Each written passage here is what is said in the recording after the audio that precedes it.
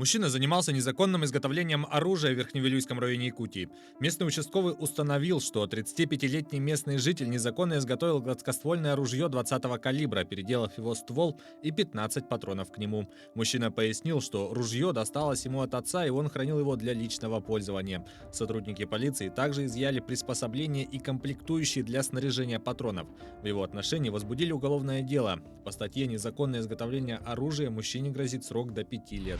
2 года условно получил предприниматель в Мегино-Кангаласском районе. Подсудимый воспользовался для личных нужд средствами многодетной семьи, на которой должен был построить дом. Отметим, уголовное дело возбуждено благодаря активным действиям главы Тюнгюлюнского наслега. Он обратился в правоохранительные органы, тем самым защитив права многодетной матери. В результате суд назначил подсудимому наказание в виде 2 лет лишения свободы условно с испытательным сроком на 2 года. Также с него взыскали более 600 тысяч рублей. В суде установлено, что между потерпевшей, матерью 7 детей и подсудимым в декабре 2017 года заключен договор на строительство жилого дома в срок до сентября 2018 года на средства сертификата, предоставленного государством потерпевшей в рамках социальной помощи семьям, имеющим 5 и более детей, на сумму более 2 миллионов рублей.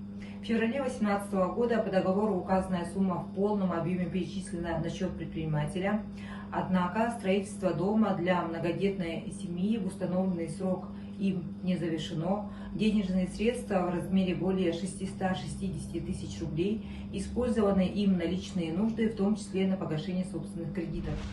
2 человека пострадали в ДТП в Мегино-Кангаласском районе. Вечером на 51-м километре республиканской автодороги Абалах 29-летний водитель скорой помощи не справился с управлением и съехал с проезжей части. В это время в салоне находились 3 пассажиров. В момент происшествия мужчина сидел на переднем пассажирском сидении, пристегнутый ремнем безопасности, и 2 женщины находились на заднем сидении, не пристегнутые ремнями. В результате ДТП 2 женщины 73 и 36 лет получили различные травмы. Они были доставлены в участковую больницу села Бютейдях. Водитель и мужчина-пассажир не пострадали. Со слов 36-летней пассажирки, водитель ехал с большой скоростью и не реагировал на замечания. Управление ГИБДД отмечает, что водитель имеет водительский стаж около 6 лет и за текущий год к административной ответственности не привлекался. Проведенное медицинское освидетельствование на состояние алкогольного опьянения у водителя показало отрицательный результат. На данный момент проводится проверка. Полицейские установили местонахождение 2 без вести пропавших в Мирнинском районе. В дежурную часть полиции обратилась жительница Мирного и заявила о пропаже своего гражданского мужа.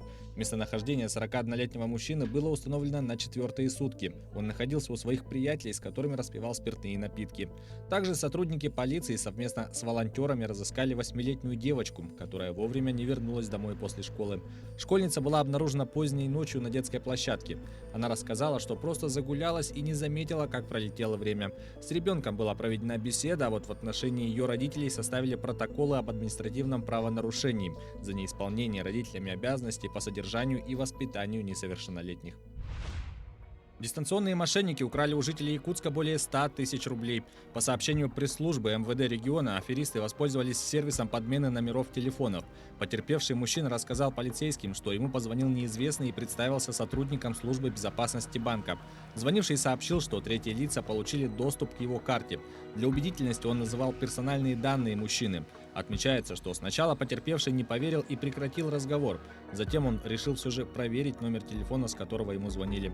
Он ввел номер в интернет-поисковик, где обнаружил, что номер действительно числится за банком. Это убедило его выполнить указания звонившего.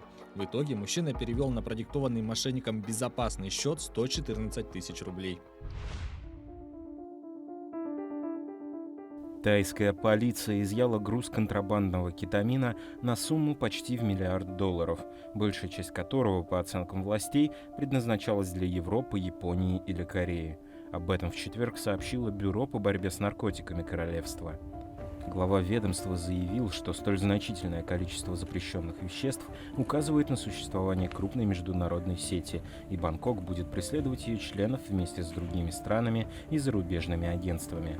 В медицине кетамин используют как анестетик или антидепрессант, но препарат применяют и для того, чтобы вызвать ощущение транса, а иногда и галлюцинации.